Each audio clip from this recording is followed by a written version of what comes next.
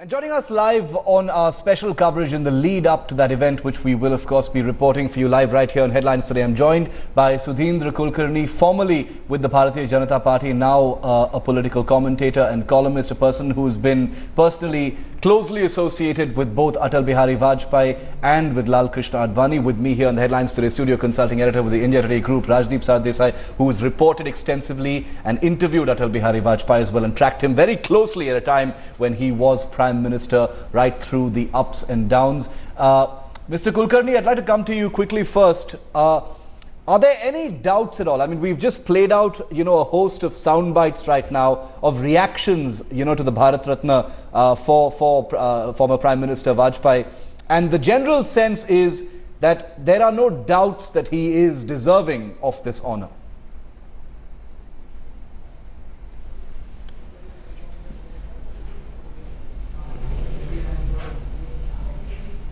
Mr. Kulkarni?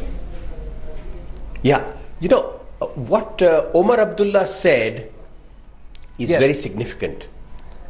The fact that he richly deserved this honor is known for a long time. But the 10-year rule of UPA was a time when the Congress-led coalition ought to have shown broad-mindedness and conferred Bharat Ratna on him. The fact that the Congress didn't do so is really, it reflects poorly on the Congress and its leadership.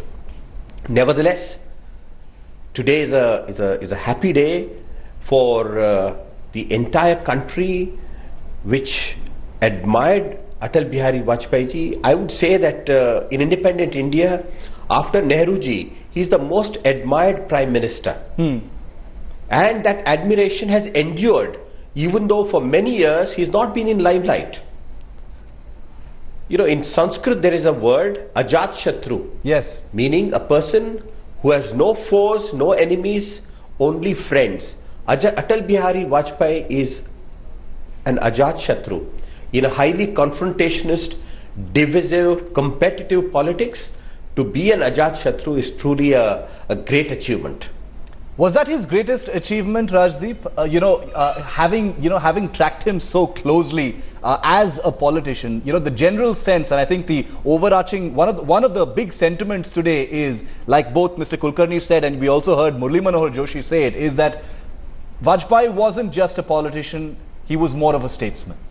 I think Sudhindra put it well, and I think the comparison with Jawaharlal Nehru is an interesting one, because in many cases he's often been called the Saffron Nehru. And I think he had one of those qualities to bridge the political divide, to rise above his political origins. He was proud of being an RSS Swayamsevak. He said that on more than one occasion. But he was ultimately a constitutional democrat. I think that was his greatest strength. This fierce belief in the constitution and the processes of democracy. And I'm going to share one story with you, Shiv, that when he decided not to remove, or when it was decided that Narendra Modi would not be removed as Gujarat Chief Minister after the 2002 riots, I remember meeting Brajesh Mishra, his Principal Secretary at the PMO, and he took some of us to meet Atalji. And when we asked Atalji what made him change the mind, he said, "Dekhiye, ye loktantra hai, thokshai nahi. I don't decide. My party decides, the system decides." Yes. I think there was this great belief that even if his opinion contrasted, varied with senior colleagues of his, he would defer to their judgment if there was a wider consensus available. I think that was his great strength. His belief in the robustness of Indian democracy is the reason, I think, why he's an Ajat Shatru. It's the reason why he was able to cut across the political divide. It wasn't just his poetry, it wasn't just his oratory. Those were all givens. But I think it was this fierce, unwavering, unswerving belief in the democratic spirit of this country that makes him stand out, I think, and that's why I think he's so admired even today. Yeah. Mr. Kulkarni, you're one of the few people who's had a chance to, work very closely. It's one thing to observe, Prime Minister Vajpayee. It's another thing to have actually worked, closely with him, written some of his speeches, had a chance to actually be there, when decisions were being taken. Tell us a little bit, we've read much about his style of functioning and things like that. Tell us some stories about what it was like working really, really closely with him. See, he was a Democrat by conviction. Yes. Democracy is often seen only as a method of governing the country or governing a state. Yes. But he was a Democrat in a much broader sense of the term. He respected people with different views, even opposing views. He had this preparedness and ability to understand different points of view and synthesize them. Because he believed that truth has many sides. Truth is a multi-pointed light. It is not only one person's understanding, however tall, however great, however powerful that leader may be.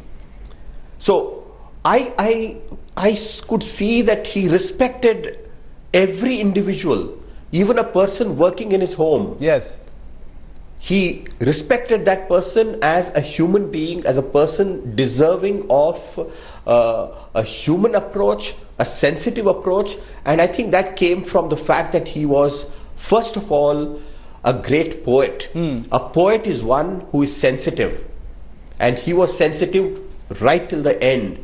Even as Prime Minister, one thing that came nowhere close to him was arrogance of power.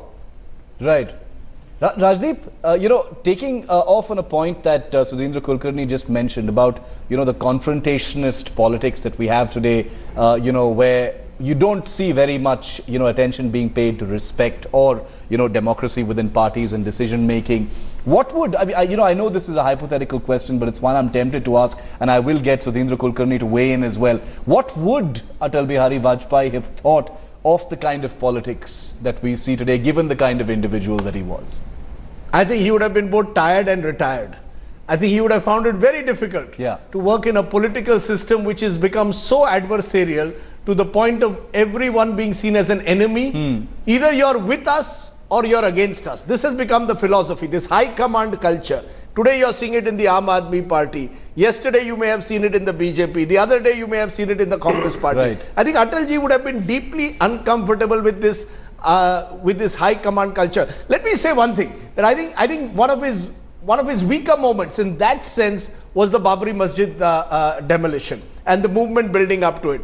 He was not fully convinced about it. He didn't want to be part of it. He stepped out of it, but didn't do enough, in a sense, to resist, in a sense, those who decided to go ahead with it. Perhaps because Vajpayee ji again believed that the majority of his party wanted the Ram Janmabhoomi movement to go ahead. So he stepped aside.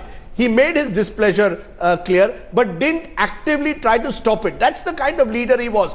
Today, if a politician, if a top leader of a political party if you have a disagreement, it is seen as rebellion. Right. I don't think Vajpayee ji ever saw it in those terms. Right. He saw it as a healthy discussion or a healthy disagreement that was going on within the party fora. And I think that is the rare quality which he had. And to once again focus on your question, I think he would be deeply uncomfortable with this high command culture that now exists across our political system, which is virtually a form of dictatorship that we have in our political culture today. And that would be one of the most ironic questions, given the kind of atmosphere we have in our politics today. And even if Atal Bihari Vajpayee would be uncomfortable, would there be a place for a politician who had the kinds of values that Atal Bihari Vajpayee actually had in the political system we had today? In the moments ahead, we're going to be bringing you special coverage and also live coverage of the Bharat Ratna ceremony being conferred on Atal Bihari Vajpayee. Sudhindra Kulkarni, Rajdeep, thanks for joining us.